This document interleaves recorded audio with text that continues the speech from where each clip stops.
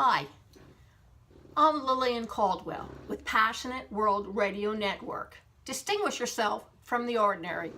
And today, we're going to discuss mastering your interpersonal skills, or what I like to call the 5 essential habits that you will need to change your life. Interpersonal skills, what are they? They are the behavioral interaction that one has at the office or in personal situations. Who needs them? You do.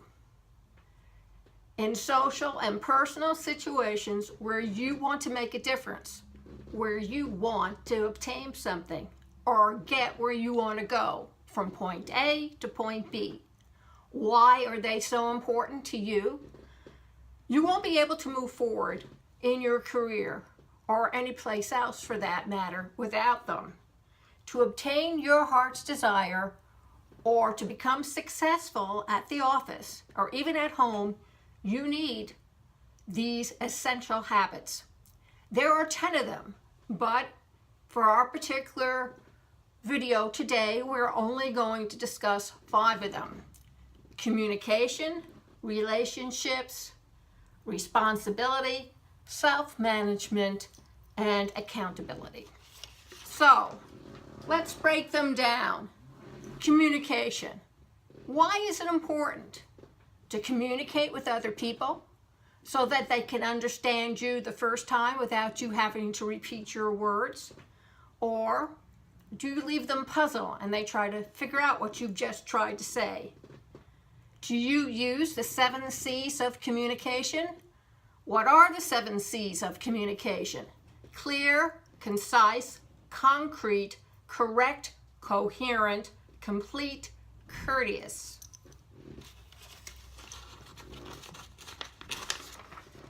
Clear. When you speak, do you speak clearly, concisely, and precisely? Does your audience understand what you're trying to say the first time? Or do you need to keep on re-explaining it to them as you go along? For example, let me give you an idea. In example 1, this person has written an email to me. Dear Lillian, I wanted to drop you a line and see how well Dan is doing. He's working in your department. I know he'll be a great asset to you, but I need to speak on his behalf when you have the best time. Cheers. Jeannie. Can you spot what's wrong with this email?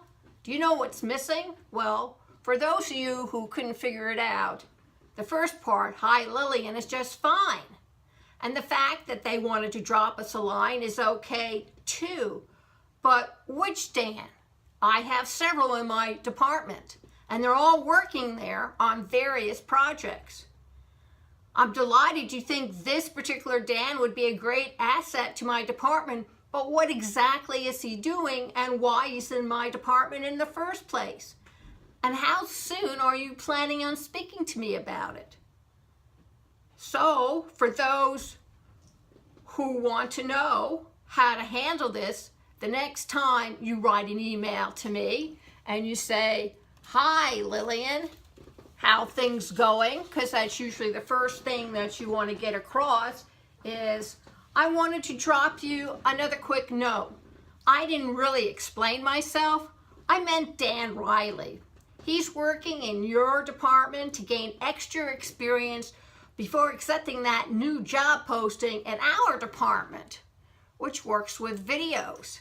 I said Dan to your department because it would give him hands-on experience and mentorship, so when the time came for him to apply for that new position, he'd be able to do it because he already had the experience that he needed. Will you please evaluate his work and send the review to me? This new email is a whole lot better. It's clear by what it's providing, the necessary details that I'll need to understand what's going on and why Jeannie wants to place Dan in my department in the first place. Concise. How concise are you? Is really very different from precise. When you mean concise, it means that you're sticking to the point of your message and you're keeping it as brief as possible. What I look as say what you mean and mean what you say. In other words, use words sparingly and use the right words to say what you want to say. Don't hide your meaning. Be very clear so who's ever reading your email or listening to you in that auditorium can understand exactly what you're saying that first time around. Don't use a lot of adjectives. In fact, use them sparingly. When you write, for example, you're told to write with action verbs. No passives, no adjectives. They want to have the sense of what you're saying that first time around, so you don't have to keep on repeating the sentences in different ways in order for the person who's reading it to understand exactly what you're saying. So you see, you need to speak with how you think out your words ahead of time before just sitting down and typing up any old thing that comes into your head. Avoid saying the same thing. Say them once and then move on to the next example. For example, another email. I'm writing it to Jeannie. Hi, Jeannie. Thought I'd drop you a note and see whether you've contacted that person in the press release I sent you. It really is an important topic, and I want to make sure you don't miss reading it. Please make sure you call the person indicated on the release and let me know what the response is. It's really important to contact them because an issue like this won't go away. Remember, call them as soon as possible. Thanks, Lillian. I did a terrible job. That email was way too long, and it kept on saying the same thing repeatedly. Here's a better example. Hi, Jeannie. Found this topic in a press release received this morning. Please call the contact person at the phone number listed below and set up an immediate interview date and time for this author. This subject is timely. Thanks, Lillian. Well, that was a lot better. It told Jeannie exactly what she needed to know, how to do it, and I said it once, and that was the end of it. Concrete. When you say something concrete, your audience understands and has a clearer picture of what you're telling them. All the details are there, but not enough to drown out your message. Consider this type of advertising copy. Mighty Tooth Gel will save your teeth daily. This statement won't sell a lot of tooth gel, and something more is added to the copy. There's no detail, nothing to evoke emotion, and nothing to tell people why they should use Mighty Tooth Gel over Crest or Colgate. This message really isn't concrete. It doesn't provide the details or the necessary information for the buyer to get the tooth gel. Here's another example with all of the above in mind. Mighty Tooth Gel, a new cavity protector, bathes your mouth with smooth gel coating your teeth in a protective anti-chloride covering that keeps cavities at bay and leaves your breath a minty feeling. This ad copy is better because it provides details, what the tooth gel can do for you and how it will leave you feeling once using it. The message has come alive and you can actually taste the mint, which your eyeballs pop out of your face. Correct. Error-free communication makes it easier for your audience to understand your vocabulary and understand on the level on which the basic words and vocabulary, technical terms, and education that you're trying to impart is all on the same level that they are on. In other words, don't talk up to your audience, while at the same time don't treat them like they're a bunch of second graders. So what do you do in order to get something correct? Well, the first thing is make sure the terms you're using are the terms that they can understand. Second, check your writing, and I mean spelling and grammar. If you spell something wrong, nobody will really see it. But if you use poor grammar, they'll hear it when you start speaking to them about it. Incidentally, are all the names spelled correctly? and their titles. If their name is foreign or a name you're going to have trouble pronouncing, make sure you call them up and hear what the proper enunciation is of that name. And then practice saying it. Lots of times you'll hear talk show hosts and even interviewers like me sometimes make bad mistakes when they don't really know how to pronounce the name and they just ruin it. Sometimes what I do is just ask the guest ahead of time to say their name so I won't embarrass me or them when I'm saying it. Here's a bad example. Hi Flash, thanks for sharing your Telescope 12-month predictions for 2017. I'm pretty sure, S-H-O-R-E, that everyone will thank you for your great G-R-A-T-E efforts in getting them out on such notice. Best Ed. Well, if you are reading this, you will notice, number one, the wrong word was used. In telescope, it was supposed to be for the type of letting people know what the monthly predictions are with their birth months, April, May, June, Geminis, Aries, Vertigo. And then pretty sure should be S-U-R-E, and great is G-R-E-A-T, not G-R-A-T-E. So make sure you proofread everything before you let it out, because people will come and ask for the transcript. And if you put it out for what you've already done and have not checked the spelling, you will be embarrassed. And so will your boss, and they will remember that. The next example I have is coherent. When you're coherent, all the points that you have in your content are relevant and they're connected. It means your tone and the flow is consistent with what you're saying. So for example, hi Mary, I wanted to give you a heads up about the edit you just finished on the ebook yesterday. I gave the book to Melanie and she wants to know whether you finished that report she requested 2 weeks ago. We'll be creating an outline for the department head on tomorrow's meeting. Please be ready. Thanks, Ed. What's wrong with this? It doesn't really communicate his main point. In fact, what is the main point? Edit? Ebook? What meeting? Is it online or are you going to have it in an office? There's no thought that's developed nor any details that provide what Ed is really saying. A better example would be, hi Mary, I wanted to give you a heads up on the edit that you did yesterday. Melanie Winthrow says thank you. You saved her a lot of time by doing that edit for her. Melanie wants to remind you that she's having a meeting tomorrow morning. Make sure you have all the details written down that you want to include in our outline. That will save all of us a lot of time. Thanks for having our backs. Appreciated, Best Ed. Well, that's a lot better.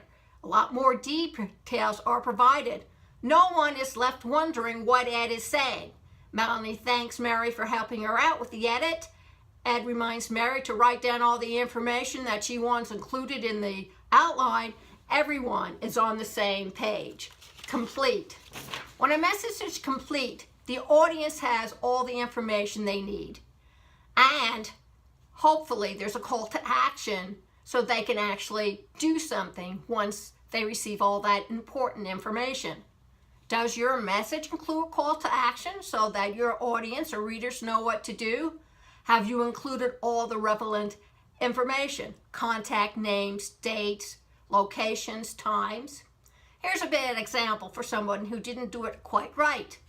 Don't forget the meeting we're having tomorrow morning. See you there, Robin. Does everybody involved know what meeting Robin is alluding to? What is missing? I'll tell you what's missing. Date, time, meeting room, who's attending, what's being discussed. Here's a better example that would help everybody. Hi all, don't forget tomorrow's meeting at 7 a.m. in the cafeteria. Hot rolls and coffees will be served. Don't be late. Bess, Vicky. That's more to the point and concrete. Courteous. Open and honest. That's what courteous means. It also means no hidden agendas, no insults or passive-aggressive tones. You keep the reader's viewpoint in mind. You're empathetic to their needs. Here's a bad example. Brian, The last time we held a meeting, your associates took over the floor when the meeting finished. My team and I still hadn't presented our material to the project leader. Could you please make sure that you keep your team quiet so me and mine can make our presentation this time around? After all, you've gotten your grant money. Now it's our turn. Thanks for nothing, Lillian. Well, that's not a courteous message. Lillian must have written it in anger. Another thing, if you're angry and upset, don't write anything. Go to the bathroom, turn on the water, hit your head against the wall, do everything. Don't cry. Don't let your anger get the best of you. Calm down. Take 3 deep breaths and let them all out. In fact, that's another story that we're going to go into. So, here's a better example of how I should have handled it. Hi, Brian. I recognize that there are only 30 minutes for our project meeting. Bearing that in mind, Brian, I would like to request 15 minutes of this meeting so my team can present our project first. You really would be doing me a great favor, and next time you need this time, please don't hesitate to ask. Thanks for your cooperation in advance. It's appreciated. Best, Lillian. Can you hear? Can you see the difference? This email is courteous and friendly. I don't have any hidden agendas. I'm not going to allow bad feelings to either spread around the office or ruin any relationship I'm having with my office co-workers. Once you've gotten your essential communication under your belt, then you can learn how to use your essential habit of relationships better. It's an attraction between 2 or more people that's built on a mutual bond. What are the forms of an interpersonal relationship? Individuals working together in the same organization or office. People working in the same team. Relationship between friends at the office is quite different from the relationships that you have with friends out of the office, and relationships that are formed either within a team or a large group of people. To maintain an essential interpersonal relationship, here are some tips. Share your common goals and objectives. Better for the individuals to come from the same background and require similar needs, so they're all working on the same page. You must respect each other's views and opinions. Trust is vital. You must be transparent and honest. You must be able to work in large or small groups to increase productivity. You must be able to speak and discuss various issues in the workplace and at home if you're working out of a room that you consider your office. How do you improve your relationship habits? First thing, you communicate effectively. Remember how to communicate clearly, precisely, and concisely, the 7 C's of communication. Remember, a problem shared is a problem halved. Interact with coworkers often. Have an open discussion where people have the liberty to discuss honestly what they feel right about what they're doing or not right about their doing. And remember that written communication is another form of relationship sharing. You're trusting that person to listen to what you have to say. Make sure when you read or write emails, notes, that they are, and even your presentations, are self-explanatory. And make sure that anybody who is involved is being CC'd on all parts of emails, notes, and presentations. Ignoring a coworker might hurt him or her and spoil your chances of getting your project done properly. Or in the long run, it may even keep you from getting that next job position you want. Avoid hiding contact or information from a coworker. Don't get involved in he said, she said. Remember, everybody is equal, and you need to treat them and greet them equally. Talk to them. Find out what's going on. Don't take things for granted. Don't take stuff seriously either, unless the intention is to hurt you or undermine you. And then it is your job to go and find the supervisor and explain to him or her what's going on and how you should handle it. Not everyone has all the answers, But discussing it with a co-worker and then letting gossip get around the office is not a way to handle this. You go to your supervisor. They have leadership qualities, and they who are removed from this emotional trap will be able to advise you much better on how to handle your relationship with this particular person or people. Interpersonal relationships in an office can make or break you. Try to remember to keep your relationships to a minimum, because you come here to work. You didn't come here to play or to socialize. Self-management. Self-management is setting goals and managing your time. Simply put, you must learn how to self-motivate yourself and concentrate to avoid procrastination. I'm very good at procrastination. I'm a lot better at procrastination than I am at motivation.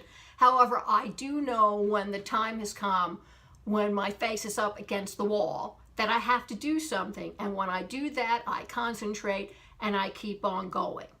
So there are ways that you can avoid procrastination. 3 of them. Monitor, evaluate, reinforce. Monitor. You just don't let things happen. You assess and pick a strategy. And one strategy may work better than another. So you may not use the same strategy all the time. Evaluate. Take the time and ask yourself if things are working out the way you planned it, or they're sort of getting off course. And if they're getting off course, try to correct yourself and get yourself back on course. Reinforce. Think what you've done and plan on doing it again if it's successful and if you believe this is the right way to do things. Plan your work. Structure it.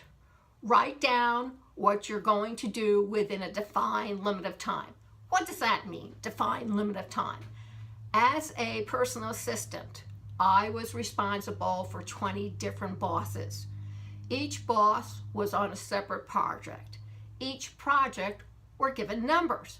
So when I worked for that particular boss, in my calendar, I put down the amount of time, when I started, what I ended, the boss's name, and that project number.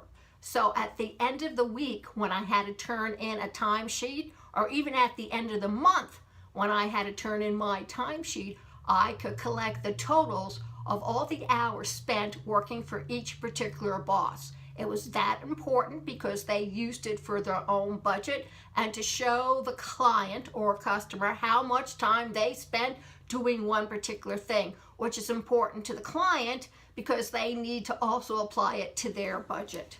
Make sure you always prioritize your work. If you don't know how to do that, go to a senior administrative person or go to your boss and say, look, who's the most important? Usually I had 20 people to work for and one boss. The one boss at the top, I got his work out no matter what. And then I prioritize the other 20 people in orders of importance. And if you don't know, find out, because it makes a big difference if you're working for somebody less important than somebody who is more important. Another thing you need to recognize is you always must set goals for yourself. So every day you're going to write down what you need to finish, what you would like to finish, and oh boy, wouldn't it be nice when I finished. And you go through that list and you do that so that by the end of the day you can click off the things you finished, some of the things you're halfway finished, and the stuff you haven't gotten to yet. So that by the end of the week you have a better idea of how much more time you have to put aside next week to get some of this other work done. Be specific. Know exactly what you're doing and why you're doing it. Be able to convey that information to your boss or peers or other team members. Otherwise, they won't know what you're doing. And incidentally, you won't either because you'll be confused up there. Use all your time wisely. I know, you're thinking, oh brother, but it's true.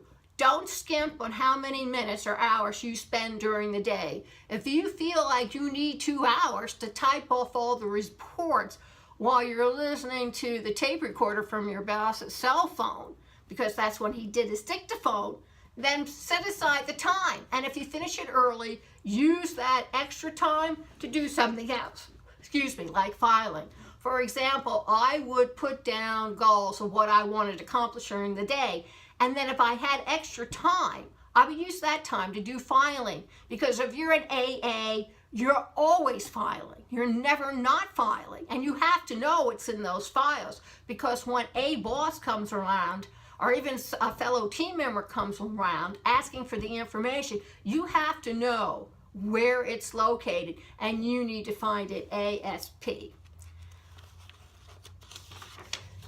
Take action. Be responsible for the work that is assigned to you. If you have questions, ask them, and then write down the answers. Put them in the safe place. What I tell incoming secretaries and temporaries is ask your questions and keep a journal. Write down all your answers. So 3 weeks from now, or 2 months from now, or even a whole 2, 3, or 4 months later, you have that information already put in a safe place. So if somebody's replacing you while you're on maternity leave, or you've broken your arm and you're going to be out for surgery and therapy, somebody can come in and keep on doing your work without any interruption. Make a commitment. I know you get tired of hearing make a commitment, but it's true. If you make a commitment to finish your work, you'll finish your work on time. If you make a commitment to your boss to get that work done, then you will get that work done. In my day, I used to tell my boss, I'll work through my lunch hour. I'll work after work if you help pay my child care. And most of the time they said yes, because the work was that important and it needed to be done. But you have to be committed to getting it done. Otherwise, if you're wishy-washy, it's not ever going to be done, because you'll place other things in front of it because, you don't really want to do it. Finish what you've started. I know my son was a perfectionist. You know what he did for the first junior high and high school? If he didn't like the way it was going when he drew something, he would tear it up and start all over again. Guess what? One of his teachers in English gave him a 0 for not turning in his work. That cured him. He started something and he finally finished it for the first time in his life. 18 years it took to drive that lesson through. So don't let it take 18 years for you. If you start something, finish it. It may not be the best, but it's the best you did at that particular time. And trust me, the work that you put into it and invested in it will be appreciated.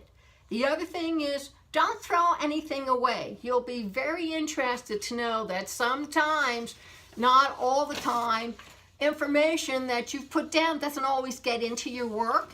And your boss may want to see this other research that you've done, even though you did not have time to insert it in the original. So don't throw anything away until you really have permission to do so, because that scrap of paper may save you from ruining a really good relationship that took you months to establish with your boss. Accountability and responsibility. All right, these are the two biggies. And lots of time people get confused between accountability and responsibility. So let's go through it. Accountability means that you're accountable for what you do and only what you do. Responsibility means you are responsible for the overall project, not only for what you do, but any other input you have. And if there are 2 other people who are with you on the project, all 3 of you are responsible for that project, but only you is being held accountable for the stuff that you individually did. Responsibility, as my 3-year-old would say, I own it. You're in charge. If something goes wrong, you're the one who does all the explaining to the boss. If it's shared, then all 3 or 4 of the team members will explain who did what, when, and why they think it failed. However, accountability means you're only in charge of yourself. You're accountable for the amount of work you put into a project, whether it fails or success. If it isn't dependent on what you do, then you're not responsible for its failure.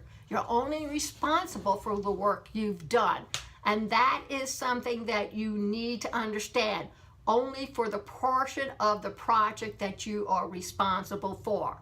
No other part. So you need to really say to yourself, okay, Jim is a CEO of this company, and he's been caught embezzling funds. And his secretary and personal assistant were also embezzling funds. It's a shared responsibility between Jim, his AA, and his personal assistant. They're all responsible for embezzling funds. Although Jim only embezzled $12,000 instead of the $35,000 and $100,000 that his AA and his personal and administrative friend took. He's only responsible for paying back the $12,000. The other monies is on the head of the AA and the personal assistant. So you need to understand that you explain your actions fully for yourself, but no one else. And once you understand that, then you're able to get and use these 5 essential habits that can make a change in your life. Communication, how to communicate, speak clearly, concisely, and precisely. Very effective. These skills can make and break a personal relationship, whether it's at home or at the office. Remember, trust is a big part of everything you do, along with integrity and honesty. You can make a better team player, you can become a better politician, or even if you just go to the bank asking for a loan for school or for a new business, you need to have these 5 essential interpersonal habits that will guarantee most of the time that you can get what you want. So remember, communication, relationships, self-management, responsibility, and accountability. These are what's going to help you have a successful life and career. Get reacquainted with them and see how they can change your world. And in the immortal words of myself, Lillian S. Caldwell, onwards and upwards to the stars and beyond. If you wish to hear this all over again or see it, please go over to https://passionateworldradionetwork.com. Contact Lillian Caldwell at 610-273-3083. Thank you very much for joining me today, and let's look forward to the next 5 essential habits that will change your life. Thank you.